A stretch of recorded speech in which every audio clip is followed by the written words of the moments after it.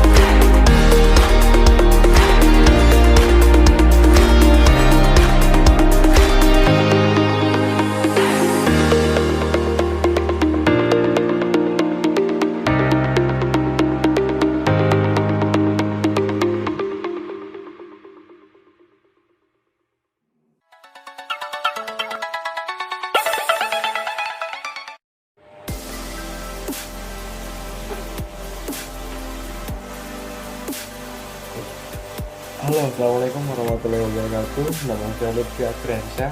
Saya akan menjelaskan pentingnya kita melaksanakan 5M. COVID-19 sudah berjalan sekitar 1 tahun lebih, yang mana COVID-19 ini berasal dari China, yaitu virus yang berasal dari makanan dari hewan yang lalu nanti dimakan oleh manusia. Beberapa akhir tahun ini pemerintah telah menemukan vaksin atau disebut sebagai kekebalan tubuh manusia. Yang jelas vaksin itu bukan untuk menghilangkan, tetapi vaksin itu bisa mencegah atau mengurangi penyebaran COVID-19.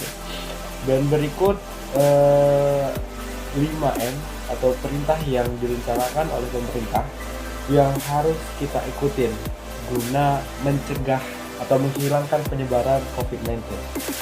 Yang pertama, memakai masker. Memakai masker saat beraktivitas bersama orang lain, terutama di luar rumah, bukan sekedar mencegah diri sendiri dari COVID-19, tetapi juga bentuk kepedulian pada orang-orang sekitar kita. Kita memiliki orang tua, saudara, keluarga, di rumah, kawan, keluarga, sahabat, dan orang-orang lain di sekitarnya. Jika kita lupa memakai masker dengan benar, membawa risiko kepada orang lain, mereka sangat beresiko tinggi terpapar debu jalanan saat beraktivitas di luar ruangan. Sangat disarankan untuk memakai masker hidung, termasuk juga saat berkendara dengan transportasi umum. Setiap orang beresiko tinggi terpapar debu jalanan. Hal tersebut tak hanya penting untuk menjaga kebersihan diri dan menerapkan PHBS atau perilaku hidup bersih dan sehat, tetapi juga mencegah penularan penyakit yang bisa terjadi lewat udara. Selain itu, masker hidung juga wajib dipakai oleh kelompok berikut. Yang pertama ada orang-orang yang terinfeksi pernapasan, itu flu, pneumonia, bronkitis, TBC, COVID-19, dan lainnya. Orang yang merawat pasien dengan infeksi pernapasan atau biasanya disebut dengan nakes. Lalu ada orang yang mengunjungi klinik atau rumah sakit termasuk dokter, perawat, dan lainnya. Lalu ada pekerja yang menangani makanan. Maskernya hanya mampu mencegah Anda menyebarkan tetesan liur atau ingus yang mungkin saja mengandung kuman. Tak hanya itu, masker wajah dapat melindungi Anda dari percikan cairan tubuh orang lain ketika batuk dan bersin. Saat ini telah tersedia berbagai jenis masker di pasaran yang bisa Anda pilih. Sebelum tahu cara memakai masker, Anda harus tahu bagaimana cara memilih sesuai dengan benar. Pada dasarnya, setiap jenis masker itu memiliki fungsi dan tujuan yang sama, yaitu melindungi Anda dari debu dan mencegah penularan penyakit. Akan tetapi, masing-masing jenis masker mungkin akan memberikan tingkat perlindungan dan serta kenyamanan berbeda-beda. 1. Masker kain. Masker ini terbuat dari kain yang dijahit secara rapat, namun Anda tetap bisa bernapas dengan lega. Saat memiliki masker kain, pastikan Anda mengarahkan masker ke cahaya. Jika cahaya berhasil tembus melalui kain, itu artinya masker tersebut kurang aman. Masker kain cocok digunakan di dalam dan luar ruangan untuk perlindungan ekstra. Anda bisa mencoba cara memakai masker kain dan masker sekali pakai secara bersamaan. Masker sekali pakai atau disebut juga dengan masker medis. Masker medis ini sangat mudah ditemukan di mana saja. Biasanya masker medis ini digunakan sekali pakai, memiliki kawat di bagian hidungnya seperti ini, hidungnya, agar resiko kebocoran saat memakai masker itu sangat kecil. Dalam memiliki masker sekali pakai, hindari memakai masker yang terlalu longgar. Anda juga tidak boleh memakai masker ini jika sudah basah atau kotor. Lalu kita masuk ke dalam M yang kedua, yaitu menjaga jarak. Menjaga jarak. Mengapa kita harus menjaga jarak? Kamu mungkin sudah sering mendengar informasi bahwasannya virus corona menyebar melalui tetesan dan spor dari seorang batuk, bersin, dan bicara. Dari seorang pasien terinfeksi yang dikeluarkan saat bersin dengan kecepatan 50 meter per sekon atau 0,12 detik.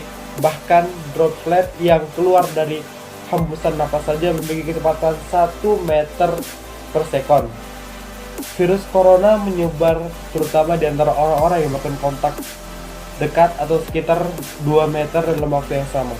Selain dari tetesan yang tertahan menyentuh permukaan benda yang terkena virus, lalu virus tersebut bisa menjadi penyebab Anda terkena penyakit COVID-19. Lalu dengan menjaga jarak, kemungkinan kamu menghirup tetesan atau bersentuhan dengan permukaan yang terkontaminasi dengan virus tersebut itu sangat kecil. Sehingga di dalam rumah, kalau kamu tidak serumah dengannya atau sering pergi, jangan lupa menggunakan masker saat bertemu dan menjaga jarak. Kita lanjut ke M yang ketiga, yaitu mencuci tangan. Tak semua orang yang menyadari bahwasannya kebiasaan mencuci tangan baik dengan benar memberikan banyak keuntungan dalam untuk kehidupan sehari-hari. Sebuah studi dari Ministry Department of Health meneliti berapa banyak persen orang yang mencuci tangan habis menggunakan toilet umum. Hasil ada 64-75% wanita mencuci tangannya, sementara 30-50% pria yang melakukannya. Padahal tangan merupakan inang yang sempurna bagi bakteri dan virus untuk menyebabkan penyakit menular. Oleh karena itu, mencuci tangan secara teratur adalah salah satu faktor penting menjaga kebersihan diri, serta melindungi kesehatan tubuh. Masih belum yakin? Berikut manfaat-manfaat yang Anda dapatkan ketika Anda mencuci tangan. 1. Mencegah berbagai macam penyakit. Proses berpindahnya kuman bisa berlangsung sangat cepat, baik dari orang ke orang lainnya atau memang dari benda yang sudah terkontaminasi. Jika sudah masuk ke dalam bagian tubuh, kemungkinan mereka akan membawa sistem imun dan kekebalan. Hal ini biasanya akan membuat Anda sakit atau adanya reaksi infeksi di dalam tubuh Anda. Kebiasaan mencuci tangan dengan baik akan bermanfaat berupa pencegahan penularan dan secara efektif. Lalu bisa membunuh mikroorganisme berbahaya lainnya. Lalu memutus rantai penyebaran di masa pandemi. Memutus rantai merupakan salah satu fungsi dari mencuci tangan. Selanjutnya adalah mengurangi mobilitas. Virus penyebab corona bisa berada di mana saja. Jadi semakin banyak dirimu menghabiskan waktu di luar, maka semakin banyak Anda terpapar. Menurut Kemenkes, meski sehat dan tidak ada gejala, belum tentu dirimu pulang ke rumah dengan keadaan masih sama. Pasalnya, virus corona dapat menyebar dan infeksi seorang dengan cepat. Mungkin itu adalah 5M yang dijelaskan oleh saya tentang peraturan yang harus kita turuti. Selanjutnya ada tentang vaksin, yang mana Anda bisa melihat video setelah ini.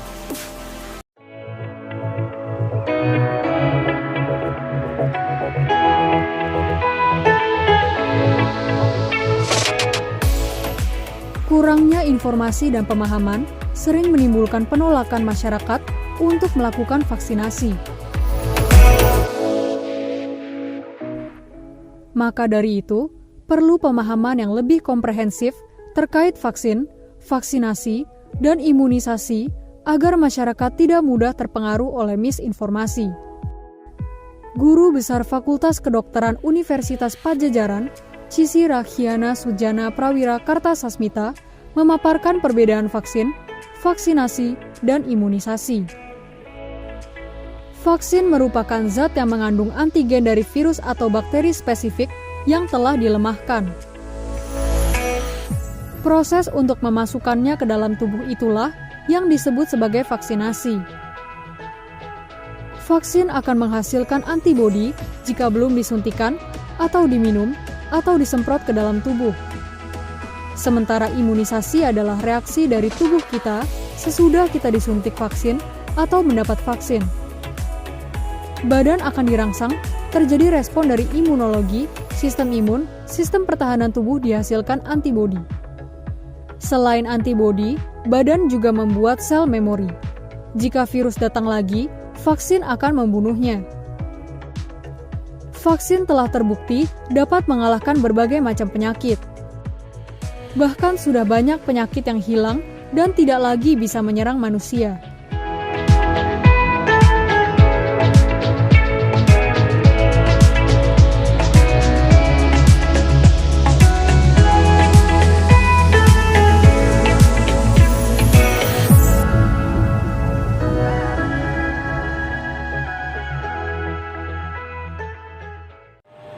Nah, bagaimana dengan video tadi? Berikut saya akan menjelaskan beberapa manfaat vaksin. Yang pertama, mencegah terkena atau mengalami gejala COVID-19. Berat dalam dokumen Frequently Asked Question atau FAQ seputar pelaksanaan vaksinasi COVID-19 yang diunggah dalam laman resmi Direktorat Jenderal Kesehatan Masyarakat atau Kesmas, Kementerian Kesehatan atau Kemkes RI, jelaskan bahwasannya vaksinasi COVID-19 memang tidak membuat kita 100% kebal dari COVID. Tapi, vaksinasi COVID-19 akan mengurangi dampak yang ditimbulkan ketika kita tertular COVID-19.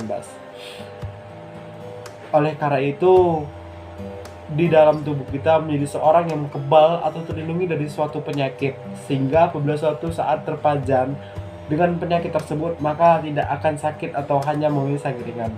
Vaksinasi terjadi biasanya dengan pemberian vaksin, sebagaimana manfaat dari vaksin agar tidak jatuh sakit akibat COVID-19. Yang kedua, melindungi orang lain, vaksinasi COVID-19 bisa mencegah kita menyebarkan virus corona ke orang lain. Jika cakupan vaksinasi tinggi dan merata di suatu daerah, maka terbentuk kekebalan kelompok atau herd immunity. Yaitu kondisi tersebut hanya tercapai dengan cakupan vaksinasi yang tinggi dan merata, sehingga besar ahli percaya setidaknya butuh 70% dari populasi untuk divaksin demi mencapai kekebalan kelompok. Yang ketiga, menghentikan penyebaran COVID-19. Pada dasarnya vaksinasi diadakan bukan hanya untuk tujuan untuk memutus rantai panjang, mengeliminasi atau bahkan memusnahkan penyakit itu sendiri. Tujuan vaksinasi ini kiranya juga disematkan untuk penyakit COVID-19 akibat virus corona. Yang keempat, membantu melindungi generasi selanjutnya. Melansir Mayo Clinic, manfaat vaksin COVID-19 salah satunya adalah mencegah virus corona menyebar dalam bereplikasi yang memungkinkan bermutasi dan mungkin menjadi lebih kebal terhadap vaksin. Mungkin sekian paparan dari saya tentang vaksin. Lebih kurangnya mohon maaf. Wabillahi taufiq wal hidayah. Wassalamualaikum warahmatullahi wabarakatuh. Adios.